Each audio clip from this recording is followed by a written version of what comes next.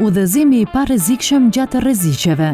Nëse ndodhin aksidente të ndryshme në 3 vende, zjarr, përmbytje dhe fatkeqësi industriale, cila popullatë do të shpëtohet më lehtë? Përgjigjja është ajo që do të jetë e përgatitur më mirë. Në shoqëritë ku njerëzit janë të ngarkuar me sfida të përditshme, është vështirë të mendosh për probleme që aktualisht nuk ekzistojnë, madje edhe nëse është e sigurt se do të ndodhin ndonjëherë. Por kur bëhet fjalë për katastrofa, planifikimi me kohë është thelbësor. Kur do të ndodhin, nuk ka vend për reflektim se çfarë duhet bërë për të parandaluar ose zvogluar dëmet nëse ndodhet të paraqiten.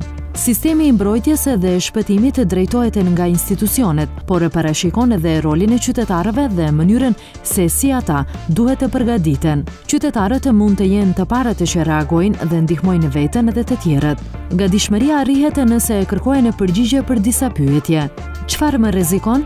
Nëse rreth meje ka pyll që mund të marrë flak, lumë që mund të vërshoj, digë që mund të ketë qara, fabrikë që përdor materiale të rrezikshme, a ndodhin tërmete, a jemi në rrezik nga sëmundjet infektive? Përgjigjet duhet i japin komunat dhe institucionet e tjera përmes vlerësimit të rreziqeve dhe planeve për shpëtim në rast të rreziku, së bashku me qytetarët që i njohin mirë rrethanat historike dhe gjeografike në atë vend dhe t'i publikojnë në dokumente që duhet të jenë të qasshme për të gjithë. Si të përgatitem? Për reagimin fillestar, është mirë të njihni vendet më të sigurta në shtëpi, në rast se ka tërmet, përmbytje, stuhi, vale ftohtë, derdhje të materialeve të dëmshme dhe të ngjashme, me mënyrën më të shpejtë se si të largohenin nga shtëpia.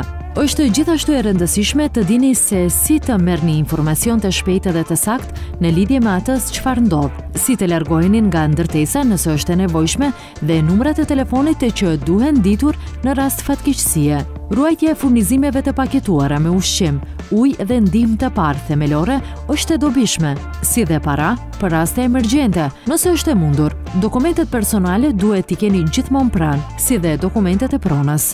Si mund ta parandaloj të mos bëhet më keq? Fikja e furnizimit me energji elektrike, ujë, gaz dhe instalime të tjera në shtëpi mund të parandaloj dëme më të mëdha. Prandaj, duhet të dini se si ta bëni këtë shpejt dhe me efikasitet. Kë duhet të ndihmoj? Duhet të dim nëse ka njerëz të moshuar rreth nesh, njerëz me aftësi të kufizuara, ose njerëz nga grupe të tjera të rrezikuara, të cilët më vështirë mund t'i ndihmojnë vetes. Gjithashtu, edhe kafshët shtëpiake duhet t'i kemi në planet tona personale për reagim dhe shpëtim. Ku duhet të strehohem?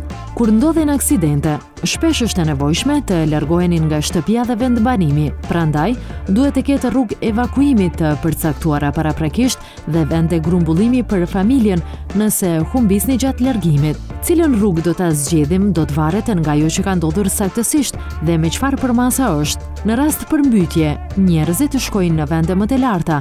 Në rast të zjarri, largohen nga pyjet e kështu me radhë. Është e vërtetë se asnjë gatishmëri nuk mund të sigurojë mbrojtje 100%, madje edhe nëse dikush beson se është më i fortë se natyra, por sigurisht që është më mirë të jemi të vetëdijshëm për rreziqet që na rrethojnë dhe të kemi një plan, sesa tërësisht të mos e reagojmë.